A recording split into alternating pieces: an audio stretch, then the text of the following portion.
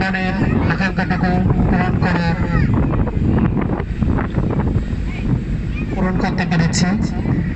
আশা করি সবার ভালো লেগেছে এবং সকলের সুন্দর সহযোগিতামূলক আচরণ মাধ্যমে আজকের এই সুন্দর ভ্রমণটুকু আরো বেশি সৌন্দর্য